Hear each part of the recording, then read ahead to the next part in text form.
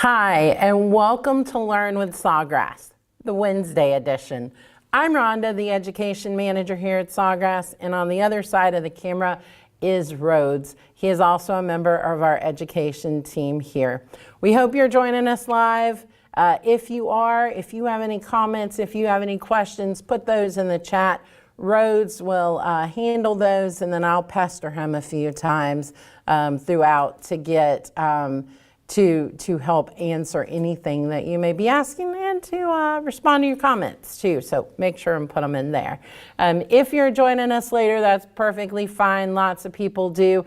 We are here, just as a reminder, every Tuesday afternoon at 3 p.m. Eastern and every Wednesday morning at 10 a.m. Eastern. But these are on our YouTube channel, so you can find them in the Learn with Sawgrass playlist or also under the lives.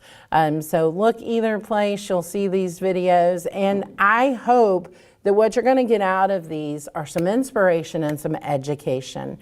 So I always hope that I'm showing you new ways to think about using your Sawgrass system. And then also we're hoping to educate you, to teach you something that you may not know, to help make your experience as a user a lot better. So yesterday we talked about backgrounds, when to use backgrounds, what type of backgrounds to use with what you're designing. And today we're going to talk all about using the VersiFlex system with wood. I'm going to give you some tips and tricks specifically around using wood items. We kind of heavily last month went on the fabric side, so this month I wanted to balance it with some wood projects because we're really in really what I think of as like the preamble to the holiday season. So if you are selling, this is really the time to start looking at new products to add. So hopefully I can inspire you with that. And then we're about to enter making season. So as you sell things, you'll be making them. So hopefully these tips and tricks will assist you with that. So let's go ahead and talk a little bit about wood before we do just my general, I think every single class reminder. Sawgrass is known for sublimation. Sublimation is a process where the ink becomes a gas, and it is very reliant on the fact that whatever you're going on to has a poly coating. So this tumbler has a poly coating. If you're talking about fabric, it needs to be a very high polyester count because when heated, the ink becomes a gas, and that poly coating, the pores open up. So it will then receive the ink. That's where the pressure comes in to make sure that the ink is going straight into the pores in front of it. That's what creates your design and why it matches what's on your paper. So that poly is very important, or as we tend to say, it's a whole lot of magic, but it works really beautifully. Well, our VersiFlex ink, and you do have to have a new printer, so you cannot change your existing ink to VersiFlex ink. You do have to have a new system. But with that new printer, with that VersiFlex ink, it is the best of both worlds. You can still do all of your sublimation by using sublimation paper, and then by changing that out to our VersiFlex Light paper, now you can go on to fabrics that don't have a poly count. So that means cotton, that means all of your blends, that means chenille, that means felt, that means suede, all of those wonderful fabrics. And then also, you no longer have to look for products that have that poly coating. So I can go to Amazon, I can go to the craft store, I can go to the dollar store and pick up wood and be able to just press onto it with no additional coating needed. It's actually best where it's raw wood like the ones that I do have today. So let's talk specifically about the woods you're looking for. And that's where we'll start, and then I'll do some tips and tricks as we actually press onto some wood. I do have a cold. I may cough. I feel like I need to. So sorry if I do. All right. So this wood is going to be probably a pine. It's definitely a softer wood. and it is a thicker wood. When I'm looking for pieces to go onto, this is kind of where I have found the sweet spot to be. When you can get those things that are at least a 1/4 inch thick. I think you saw me last week. If you didn't see my wreath workshop, watch my wreath workshop. Those pieces were closer to a 1/2 inch, and those worked beautifully. So you are looking for a softer wood, so say more on the pine side than on the, I just lost it. Birch. More on the pine side and less on the birch side as far as like the hardness of the wood. The softer the wood, the more porous it is. The more porous the product is, the more likely the ink is going to successfully bond. So you are looking for that. You're also looking for something that is relatively flat. So anything that's warped, anything, and I should have brought an example, anything that has too much of a knot on it, the ink's just not going to get to those spots if it's not flat. There's some ways to kind of help compensate, but if you can get wood that's nice and flat and not warped, wood that is of soft, that's going to work best. I'm really excited about these little houses. My boss Dimple, if you haven't met her, had a great idea with this, so we'll show you in just a little bit. This also is going to work really, really well. Now I am seeing that this particular one does have some sort of weird groove on the back. I'm going to make sure to not use the groove side. I don't think it's going to throw me off with the way I'm going to design, and I'll show you how I'm going to compensate for that. But something like this works really well. A lot of us are excited about this, being able to just pick up this, you can call it MDF, you can call it balsa wood, these little thin wood cuts. They work great too. I designed specifically for these because the ink can bleed a little bit into this particular type of wood. So I'm going to design around that, and you're going to see what I'm going to do. I think I'm going to do the D today. But either way, you can kind of design around that piece. And then, of course, everyone's favorite is the wood rounds. Same thing. You're looking for softer woods. We've had more trouble with, say, the birchwood ones just because of that. You're also, again, looking for something that's pretty even, something that's pretty flat. Nothing that has massive knots in it, because you're going to see how the color kind of changes when you're going on the darker pieces than on the lighter pieces. So all of that are things to keep in mind. So I am going to start with my houses today, and I'm going to jump into my sawgrass.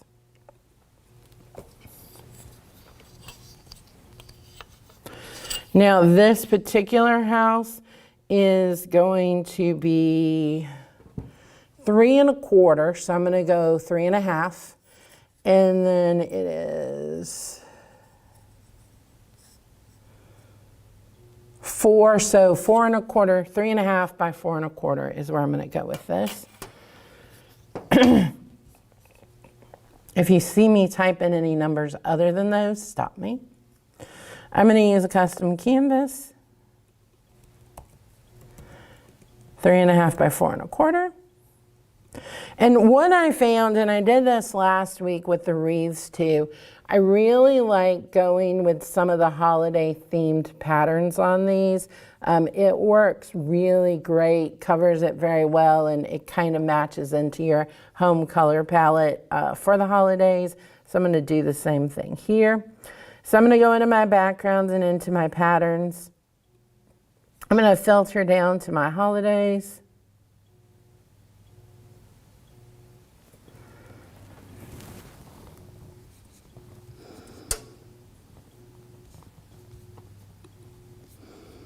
Okay. Let me go down to my Christmas patterns.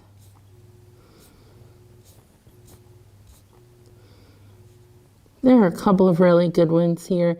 I'm just going to go with this red checkerboard to kind of balance my green from earlier.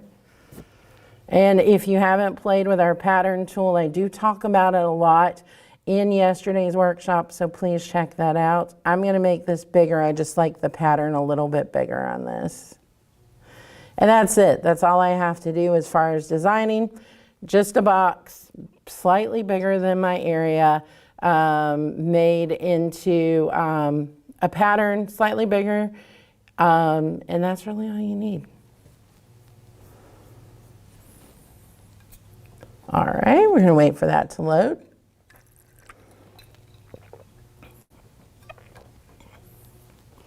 All right. And that is pulling up. You notice that the pattern I chose did have a diamond on it. It is one of our My Sawgrass Plus images, so you do have to have that monthly or yearly subscription to be able to use those. But it really comes in handy for someone like me. I don't buy a lot of artwork from anywhere. I often make my own artwork for a lot of things. So when I do need something quick, or I need something like this that I wouldn't have myself or couldn't easily do myself, it's really nice to have that subscription to fall back on. All right, so I am set up to the right printer. For me, that is usually half the battle. I'm going to leave the adjust for light colors on just to be safe. I'm going to change my product. Of course, this is uncoated wood. And everything else is set, so I'll go ahead and hit print. If you weren't with us yesterday, we did go to one of our other sets. We do have multiple sets here in the building. So we are back on the black wall. We're really happy about that today. All right, so we'll just wait for that to print out. Now, a couple of things about VersiFlex in general. You are going to want the ink to stay wet. There is a component, it is the expander. The expander does need to be wet for this to transfer properly onto those uncoated products. It's kind of, you know, people ask me if it's the paper or it's the ink that does it. It's both. It's kind of a mix between the expander and then that special paper, the VersiFlex light paper, that lets this transfer happen. It needs to be wet, but that just means you have about 10 to 12 minutes. So as long as it doesn't dry out, you're fine. Me sitting here talking isn't going to hurt it. You know, a lot of people are concerned about that being wet. It's not drippy. It's not going anywhere. To smudge this would actually take effort. I make sure that I always, and this is more for the peeling part, that I always leave myself a nice border on at least one side. Helps with the peeling. But also, this is what I'm grabbing onto. I'm not actually touching the ink. The other thing that I think may be throwing some people off is they assume that if I were to put something on it and the wind were to pick up in the room, the fan was on, it may blow the paper and cause it to smear. That's not the case. Once I stick this on here, because it is wet, they do adhere together. You're noticing we're not using tape. No one ever uses tape with the VersiFlex light. That's why you don't have to. So you don't really have to worry about it being easily moved around. And the other thing you're going to notice as Rhodes switches the camera is that I'm actually going to put my paper down. I'm going to put this on top of it, and then I'm going to flip it over. That's how much I don't worry about it moving around. So I can actually flip it and it not be a problem. And you notice I actually flip and shift, so I do a lot there. All right, let's cover that with some blowout paper just in case. And you're ready to go. Now this is 30 seconds at 375. The pressure on this is going to be a low medium. Mine is a little high. I'm going to show you why in just a second. I do think this may be slightly high, but earlier was slightly low, so I kind of balanced, and I'll show you why I balanced that. But yeah, where our fabric is always a super high pressure, this is going to be on the lower side of medium. There's going to be some resistance when you close the press. Like I said, mine's a little high. But I think I'm going to be okay. All right.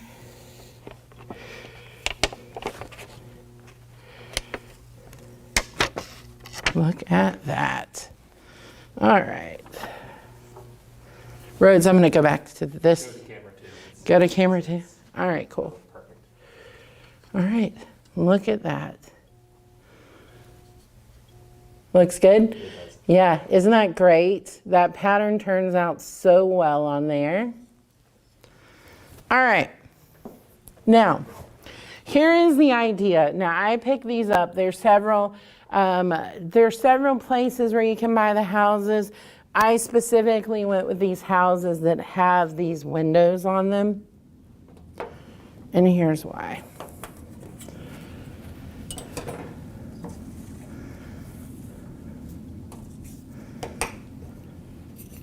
This particular collection has multiple different shapes. And you can actually set these up, put some little fake snow, put some little tea lights behind them to kind of show behind there. Really, really neat. You can go ahead and turn the lights back on, but just to kind of show you that idea, we really thought that was cool. All right.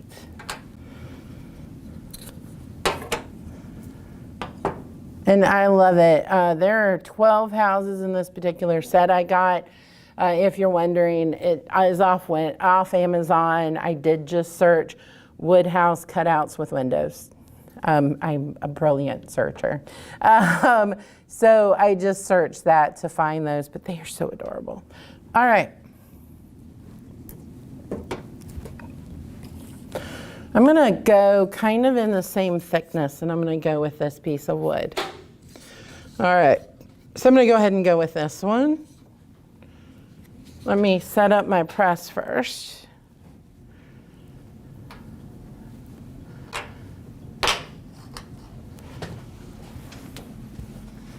Alrighty.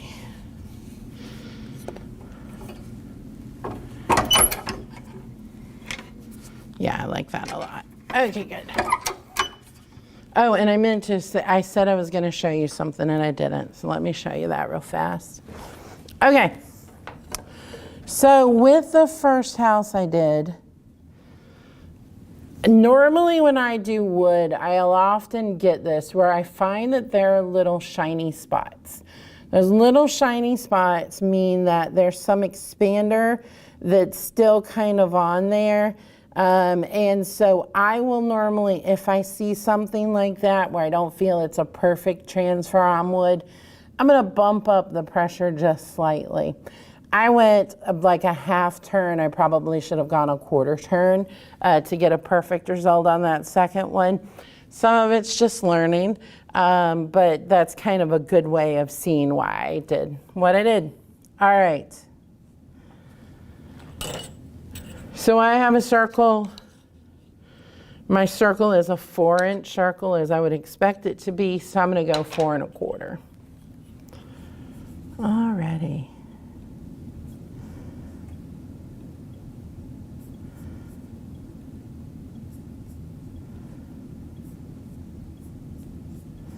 Okay, we're going to go ahead and design. I'm going to go to a custom canvas again. One of my favorite things about the custom canvas is we do have the die cut shapes, so I can easily just do a circle. Now, I know, you know, we all know that there are most likely any of our coasters are going to be a 4-inch coaster. So I could really go with any of those product templates too. It's just easier to go with the custom canvas for this because as you see, I normally don't even save most of what I do. All right, so I'm going to go into my elements, I'm going to go into my shapes, and I'm going to pull a square. One of our free shapes, very handy for something like this. And I am going to cover half. Now, I'm doing this as a coaster, but honestly, this particular wood round reminded me a lot of the really popular wood hangings for doors. I may do one of those for Christmas since I did the full out fall wreath. I may do one of these door hangers for Christmas, but they look just like this. It's the circle. You often see them where people will paint them, paint half a color and then maybe put the words up top, or put the words in the color and then put some sort of like bow or whatever at the top. That's why I'm thinking that may be our winter door hanger that we do. But this reminded me of that, and I think it's going to make a great coaster. So we talk a lot about colors, where to find colors. I am going to be perfectly honest with you, and I'm going to pull back the curtain and show you the search I put in. Complementary fall color hex codes. And I immediately found this palette and I love it. So I am actually going to take this one here. I'm going to do BC6, C25, BC6, C25, BC6, C25. There's my color selected. B, B, C6, C25.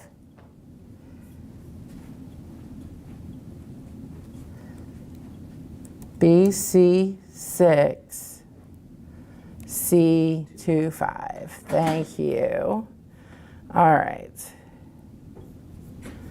And then I am going to go to my text. I'm going to do this coaster with my last initial. I'm going to make that bigger so you can see it well. And remember, wood is going to work like anything else. We do not have a white ink.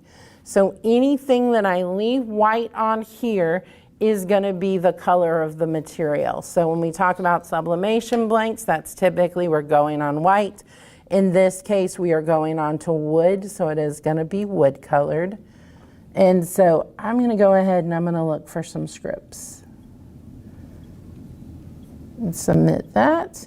I love our filter, and then I love the fact that I can see the letters the way they are going to look. So I think that one's a little wonky.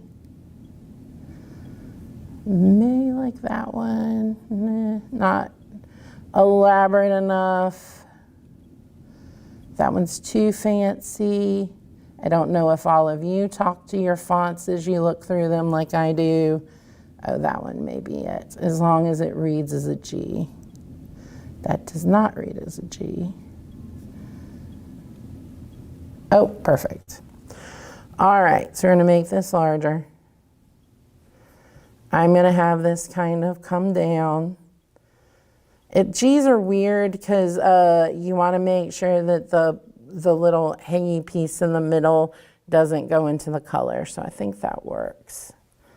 We're going to hit done. I'm going to pull another color. Hopefully I'll be more able to remember this.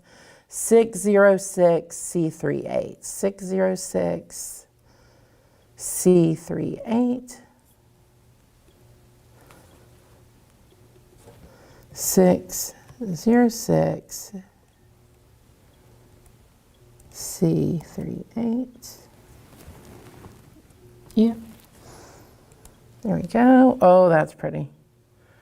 All right. And then I'm actually going to go into the outline and I am going to add white. You're going to see why in a second. And there we go. And I'm going to make it a little thicker. Yeah, perfect. All right, cool.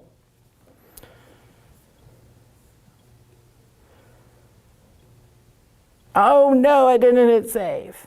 All right. For anyone who's ever done that, you are probably going, me too. And you totally get me. All right, there we go. We're gonna hit done this time and let it save it. All right, we're gonna print that and we are ready to go.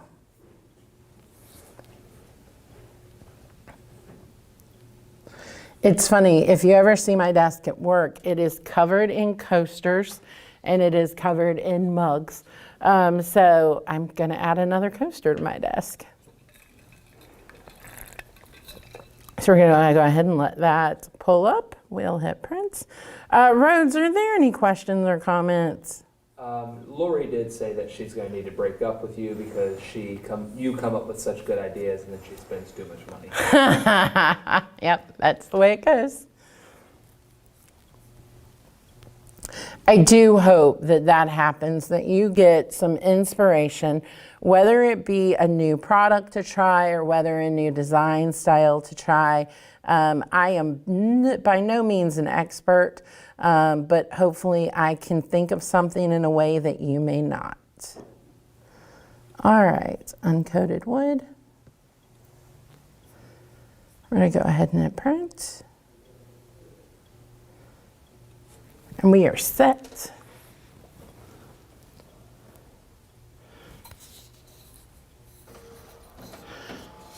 Okay, so the one thing that I'm going to remember when I do this, I told you about this line that really bothers me. I'm going to make sure that it is on the back, but I'm also going to make sure that it's on the part that's going to be the wood. So I don't have to worry about an uneven surface as long as I keep my orange, my pumpkin on the bottom. All right.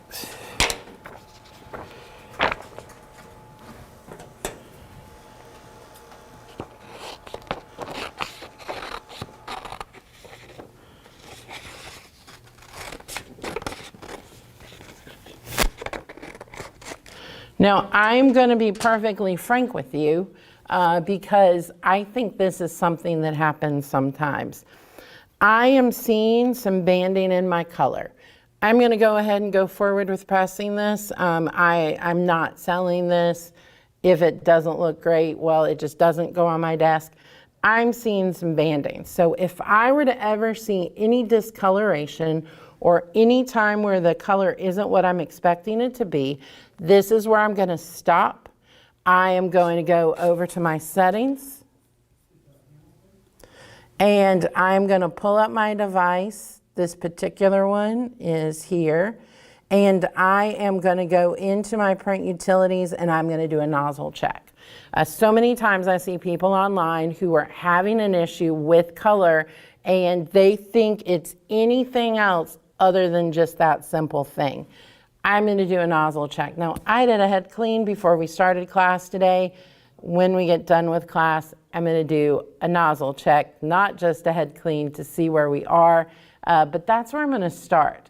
And then our knowledge base, if you've ever been in there, has some great other tips that you can follow. But I was a little worried about this. I can definitely see it here. So I just want to be perfectly honest with you. That is the first step I would take, is I would do that nozzle check. We also know that we are a little low on ink. So maybe there's something going on there. We will figure it out. All right. So I'm going to go ahead and position that and drop it. Dropped it off center because, you know, why not? All right. Cover that up. And off we go.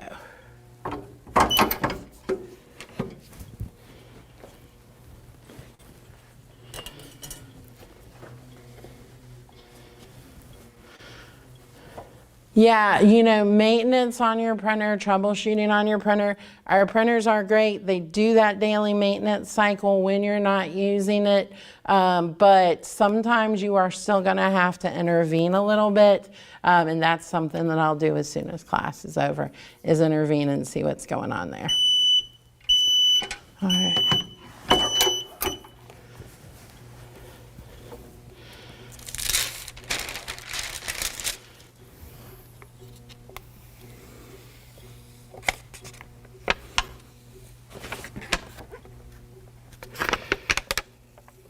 I did slow down a lot on that. Luckily, didn't have an issue. I think I did forget to say that, so I apologize. It is a hot peel. It does need to be it needs to be completely immediate. And don't do what I just did. Don't kind of slow down as you go. But look at that. And actually, this is one of those products where the banding, you can't see it. So we will often say, even with sublimation, that there are some lines that will actually press out. It fit right into the grain of the wood, so it pressed out for me. Look how perfect that is. And my G is actually centered. I did a good job. I didn't think I did. So look at that.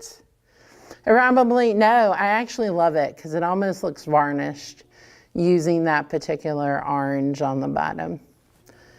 Oh my gosh, and can you imagine how much you could sell those for? All right.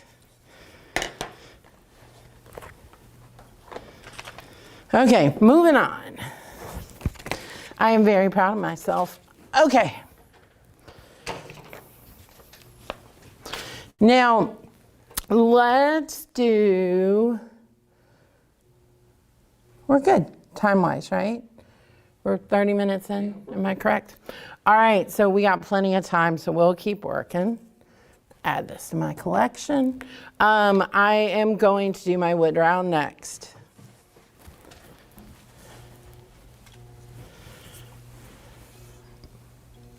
And I told myself I wasn't going to go with fall colors, and then I go with fall colors. But hey, I think it's pretty. All right.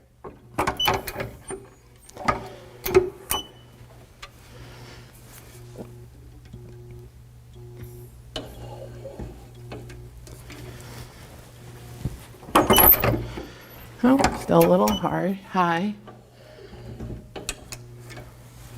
This is going to be too low. Yep. So we'll go half back.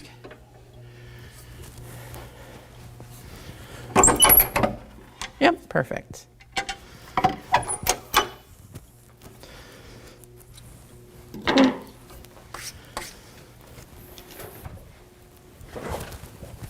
All righty.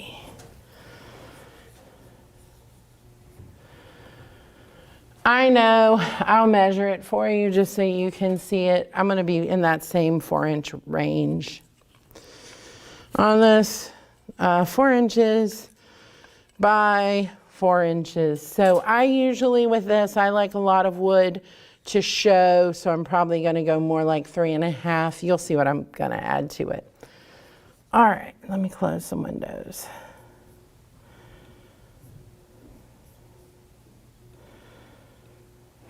Actually, it's the same size. I'm going to go with what I've already got. So I did a nice clear. I'm going to go into my designs and go into Christmas.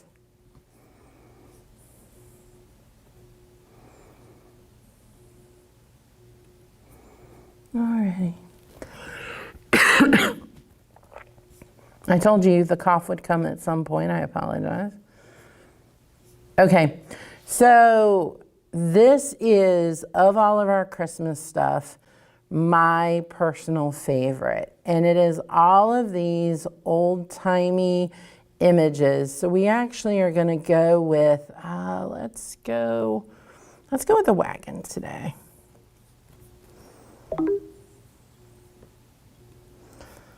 right. If you saw that message yesterday and you see that message again today, yes, my computer really, really, really wants me to update.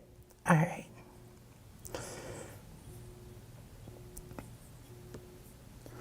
I'm going to bring that in. That's right in that 2.5, 3 range on this. Go a little bit bigger and centered. We don't want it to be too tiny. Just slightly bigger.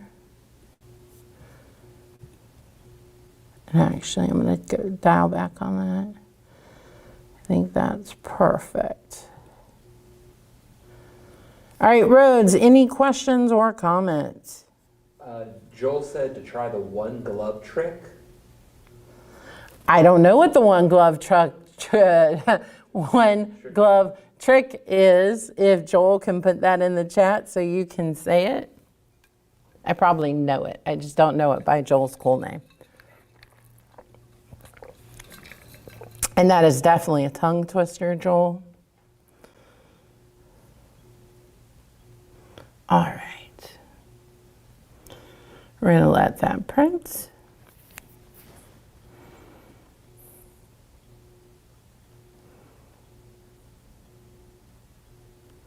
We'll give that a minute to pop up. But I do love these wood rounds. This particular design would be great on one of the smaller wood rounds for an ornament as well. You could easily add a family name to this.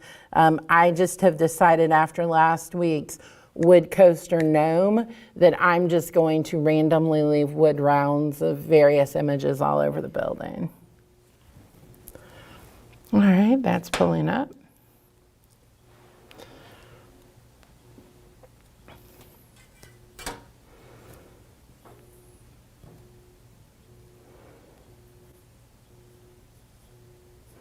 Okay, perfect. All right, same thing. Change this to uncoated wood. Everything else is set. Definitely need the adjust for light colors on this to make sure we have enough expander, and off we go.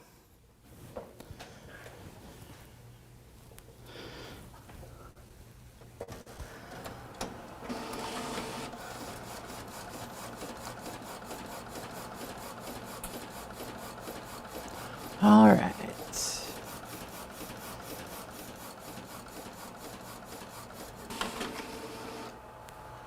Okay.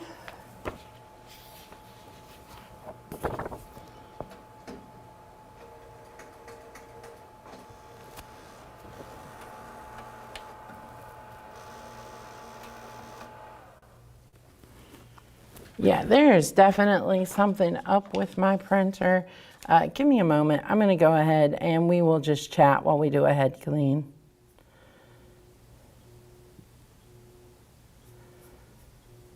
I'm just not liking how anything is looking. So I'll go ahead and do a nozzle check. Because I'm here, I'm just doing it on the same paper. You, of course, could use some copy paper. You don't have to use that expensive paper in there. Nope, my nozzle check is looking good, actually. So let me do a head clean. And we'll go ahead and let that run.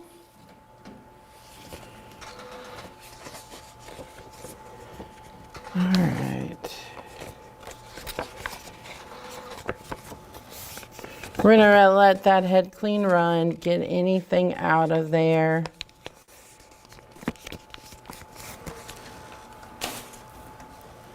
See what's happening. Hopefully that'll make this print look a little bit better when we print it again.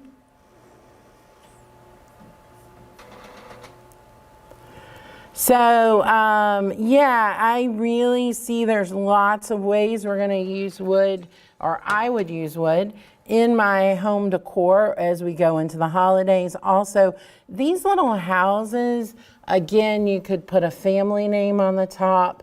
Would look really, really great with a family name or an address. The established, I probably would do a series if I were selling these. One with the family name, one with the address, and one with established with the year. Would look really, really great. Rhodes, did you have a comment?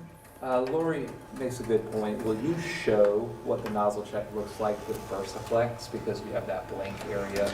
Yeah, so I've already thrown it away and folded it, unfortunately. So I don't want to pull that out of the trash. Just kind of explain what people might see. Yeah, so normally what you should see is that area should actually be blank. So the area where the expander is should be blank. You shouldn't see any lines at all in there. All right, let's try this again.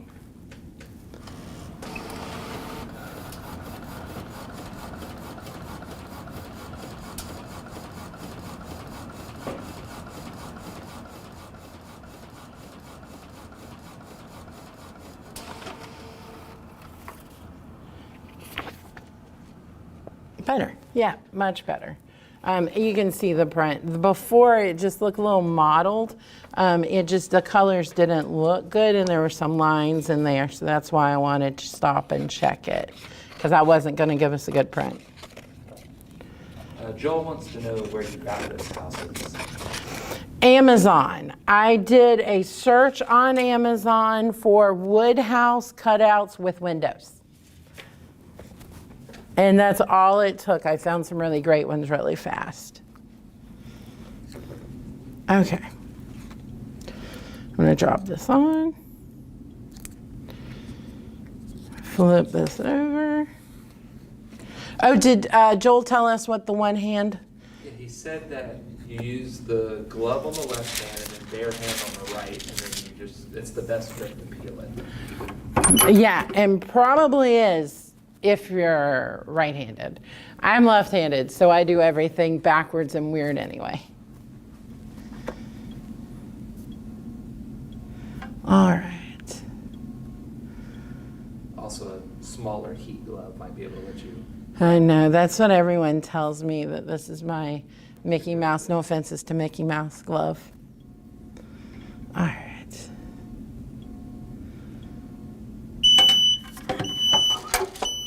Okay.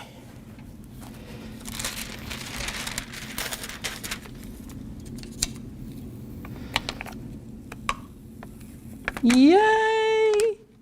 All right. Look at that. Isn't that adorable? I love that so much. So cute. Okay. All right. Let's move into this thinner wood. We know we're going to have to bump up the pressure, so we'll go ahead and do that.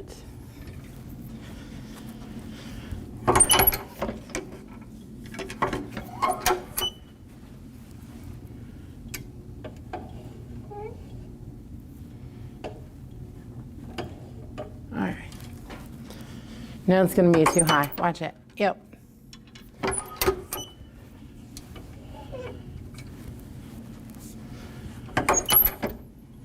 It does feel like a dance that you do all the time with these.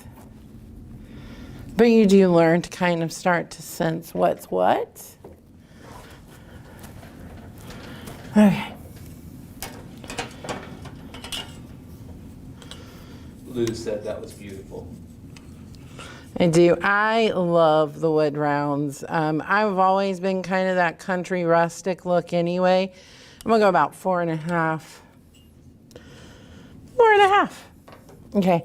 Yeah, I always love that kind of rustic-y look, so I love it. I think it, and I think as we move into the holidays, it's just perfect. But also perfect if you're doing a Western themed party. Okay. I'm going to go ahead and back all the way out. All right.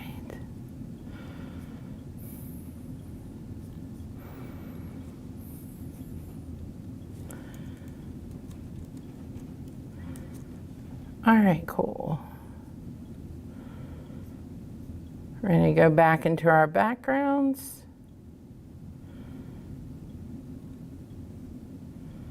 I think I'm gonna look for a nice floral pattern. Oh, yes. There's some really great ones.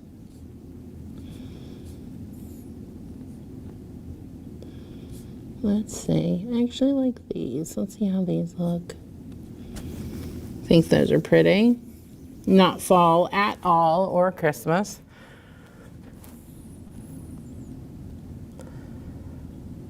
Oh yeah, there we go. Okay.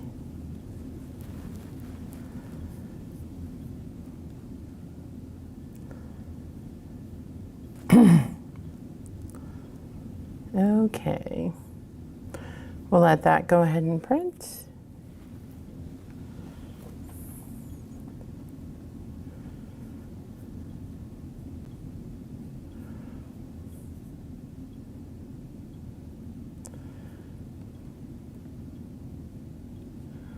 Right, print that out.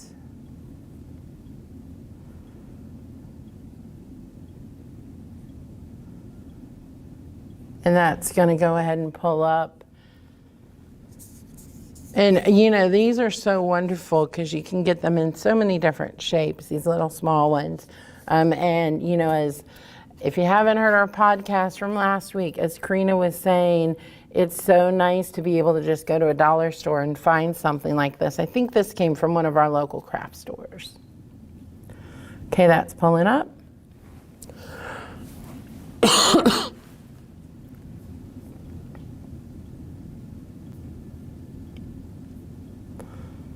All right, give that just a minute. And we are set and ready to go. Any other comments or questions? No, Joel also said that came out great, the wood round. Yeah, those are beautiful. Okay. Oh, and also he makes a good comment. We've talked about this a few times, but as you start checking that pressure, that's removing the moisture from the substrate. Exactly. Yeah, it also helps because I traditionally tell you that I don't pre-press wood. With fabric, we're doing a pre-press and a finish press. The finish press is really for fabric only because what I have found is that because you are pulling, it will sometimes disturb those fibers, and doing that finish press just makes it look better. It creates that more polished look. So we don't do that with wood, but I guess technically, yes, I am doing a bit of a pre-press because I am always testing the wood in the press and getting it warmed up. And it does remove that moisture, which is such a good thing. Before you put that onto the wood, would you hold the wood up one more time to show people how thin it is? Yeah.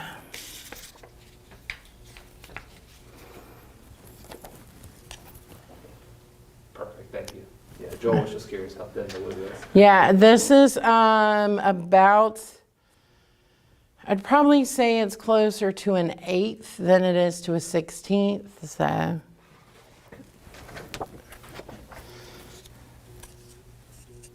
I worked in a copy shop for many years, and I did not realize all those weird little things that I picked up.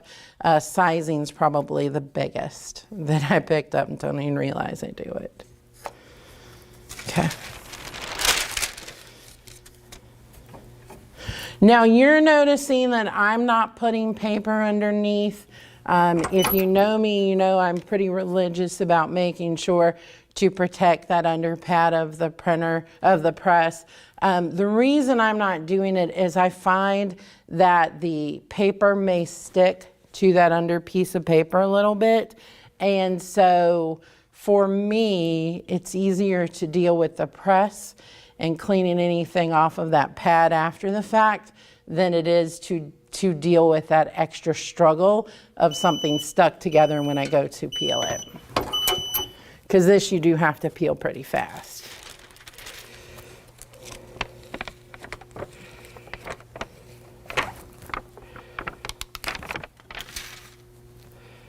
Look at that. I think that's really nice. It almost looks like denim, the way that color pressed. I love that. Yeah, and you see what I mean a little bit about it runs a little bit more, but with a design like this, you're not going to see that bleeding. It looks perfect. It turns it into almost, it looks like it was painted. It looks watercolor. All right, any other comments on that one? Joel liked that technique, but other than that,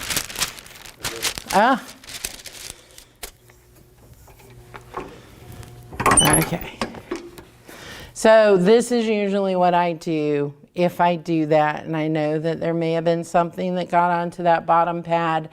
I just press that piece of blowout paper, and usually that collects everything within a time or two. All right. And you see I did get one little piece of ink on my pad. Everything else is just the dust from the wood, so I did really good today. All right. That's it. That is my tips and tricks for pressing onto wood. I hope you also got to see some really great projects today on the wood. So hopefully that kind of helped you, inspired you, and taught you a little something too. And we worked in a session on printer maintenance. I mean, come on, you can't do better than that in a workshop. All right, and it's only 45 minutes, look at me. All right, guys, thank you so much for joining us. Hope you have a good rest of your week. We'll be seeing you again next week. And I knew what I was going to be teaching on next week, but I can't remember right now. So make sure you go to our website. Actually, we can do it together. We're going to go to the Sawgrass website. If we spell it correctly. We're going to go to Learn, and then we are going to go to Workshops. And so next week, I'm so excited about this one. I'd completely forgotten. So next week, we're going to do some holiday prep. I'm actually going to talk about packaging, some safe delivery tips. So I'm really, really excited about that. May try to sneak in a special guest, we'll see. But if you do not know my personal story, I said that I worked in a print shop. Well, it's a pretty famous print shop that is now owned by a shipping company. So I have some pretty good packing tips and some pretty good packing training. So we're going to talk about all of that next week in shipping. And then we're going to do some other just little prep things to help you get ready for holiday markets, for holiday selling. Our podcast will be on the same theme next week. So we will see you then. I hope you have a good rest of your week, and bye-bye.